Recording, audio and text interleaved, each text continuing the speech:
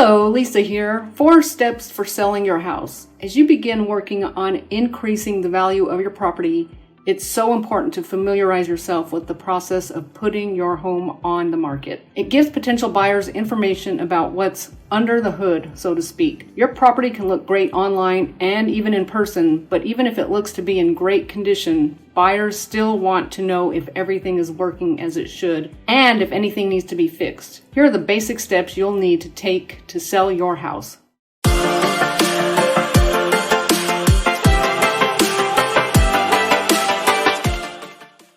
Step 1. Know which housing indicators matter. So make sure you understand the true value of your home before you put it on the market. A big part of this is understanding the housing indicators that actually determine real estate prices within your market. A higher rate of home sales, for instance, means there are more buyers competing for real estate in your area. Similarly, a low housing supply in your area will increase home buyer competition and allow you to raise the price on your property. So one of the first ones, construction spending. The report actually gives a breakdown by residential and non-residential spending, as well as by private and public spending. It also provides the previous month's activity and the previous year's activity for the same month for comparison purposes. Number 2, residential construction. This focuses on residential construction on activity nationwide through the number of new permits issued and houses that builders have just started to work on. There is a regional breakdown of the activity as well as figures for the previous months and year's activity. Number 3, home sales. The National Association of Realtors provides an existing home sales report on the number of used homes sold every month, as well as previous month and previous year input for single-family houses, condos, and co-ops. This report, based on actual home sale closings, also provides input on inventory, prices, and regional sales performance. State-level home sales. The National Association of Realtors also provides an existing home sales report on the number of used homes sold every month, as well as previous month and previous year input for single-family houses, condos, and co-ops. This report, based on actual home sale closings, also provides input on inventory, prices, and regional sales performance. New home sales. A government report on new residential sales provides input on the number of new homes sold nationwide based on sales contracts signed. It looks at the sales broken down by region and by various price points, such as sales under $150,000, for example, and higher than $750,000. Also, it looks at the inventory of new houses for sale and the median and average prices of houses sold. Pending sales, looking at the number of purchase contracts signed by buyers of existing homes. The National Association of Realtors produces a pending home sales index monthly report. This gives an idea about the level of sales closings to expect in upcoming periods. It also gives a regional breakdown of the pending sales activity and compares it to activity in the previous month and year. NAHB's Housing Market Index. The National Association of Home Builders puts out a monthly NAHB Wells Fargo Housing Market Index that looks at the level of confidence that builders have in the single-family housing market. So by taking a monthly survey of home builders, the NAHB gets input on how they feel about the current level of sales and buyer traffic, as well as their sales expectations for the upcoming 6 months. The index also provides regional input for the Northeast, Midwest, South, and West regions. Regional price indices. To get an idea about the level of home prices nationwide, which could provide a hint about buyer interest and general housing market optimism, there are also various price indices available. A real estate agent can help you understand all of these factors and decide when to list and how much to ask for your home, not to mention coordinating showings. Step 2, find the right advertising venue. So, to get the best offer on your home, you will need to do some proper advertising. If you want to handle it all on your own, you can list on real estate sites. Otherwise, your real estate agent will list your property and advertise it for you. One thing that has really helped home buyers look at listings is the virtual tour. These non-invasive showings help buyers decide if the house they are interested in warrants an in-person or live showing. Once you get interested buyers, the real estate agent can arrange showings for you. Step 3, negotiate the purchase price.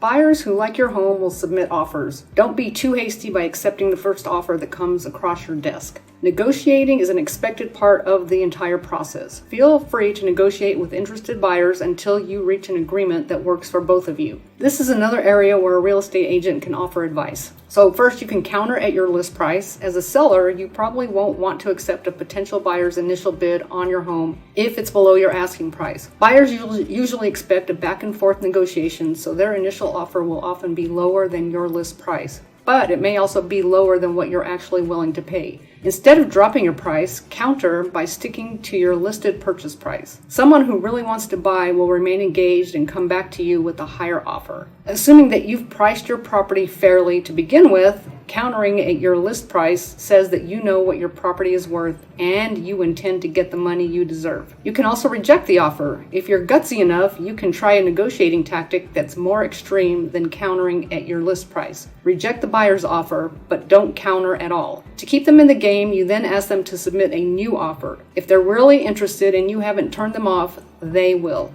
When you don't counter, you're not ethically locked into a negotiation with a particular buyer, and you can accept a higher offer if it comes along. For the buyer, knowing that someone may make a better offer at any moment actually creates pressure to submit a more competitive offer quickly if they really want the property. This strategy can be particularly useful if the property has only been on the market for a short time or if you have an open house coming up. You can also try to create a bidding war. Speaking of open houses, make them an integral part of your process. After listing the home on the market and making it available to be shown, schedule an open house for a few days later. Refuse to entertain any offers until after the open house. Potential buyers will expect to be in competition and may place higher offers as a result. If you get multiple offers, you can go back to the top bidders and ask for the highest and best offers. Of course, the open house may yield only one offer, but the party offering it won't know that, so you'll have a psychological edge going forward with counter offers, etc. You can also put an expiration date on your counter offer. Say a buyer submits an offer that you don't want to accept and you counter their offer. You're then involved in a negotiation with that party, and generally it is considered unethical to accept a better offer from another buyer if one comes along, though it is not illegal. In the interest of selling your home quickly, consider putting an expiration date on your counter offer. This strategy compels the buyer to make a decision so you can either get your home under contract or move on. Don't make the deadline so short that the buyer is turned off, but consider making it shorter than the default time frame in your state's standard real estate contract. If the default expiration is 3 days, you might shorten it to 1 or 2 days. In addition to closing the deal quickly, there's another reason to push sellers to make a fast decision. While the counter offer is outstanding, your home is effectively off the market. Many buyers won't submit an offer when another negotiation is underway.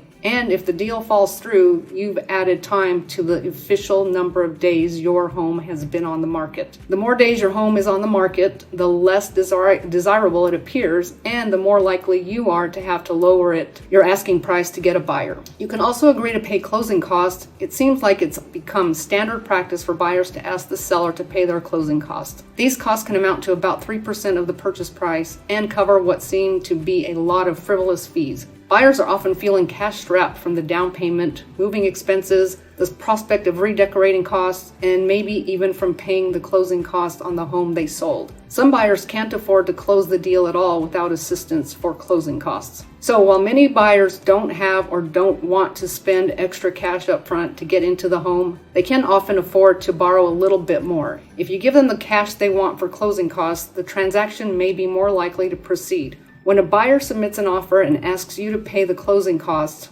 counter with your willingness to pay, but an increased purchase price, even if it means going above your list price. Buyers sometimes don't realize that when they ask the seller to pay their closing costs, they're effectively lowering the home's sale price. As the seller, of course, you'll see the bottom line very clearly. The key to executing these negotiating strategies successfully is that you have to be offering a superior product. The home needs to show well, be in excellent condition, and have something that competing properties do not if you want to have the upper hand in negotiations. If buyers aren't excited about the property you're offering, your hardball tactics won't cause them to up their game. They'll just walk away and find another property. And step 4. Don't forget to finalize the details. If the buyer is purchasing the home with a mortgage, they'll need to take a few steps to finalize the details. Your home will likely be appraised, and the buyer may conduct an inspection to make sure there are no major problems, whether they're getting a mortgage or not. There may be further negotiations if the home appraises low or if repairs are needed.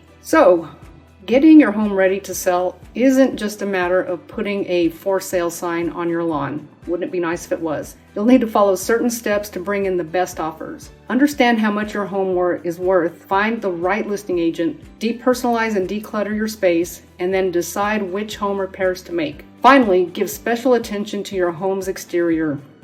It's absolutely the first thing people see when they view your home. I hope you found this video to be super helpful. Please let me know if you have any questions, and please press the like and subscribe buttons below. Thanks so much, and I hope you have an awesome day.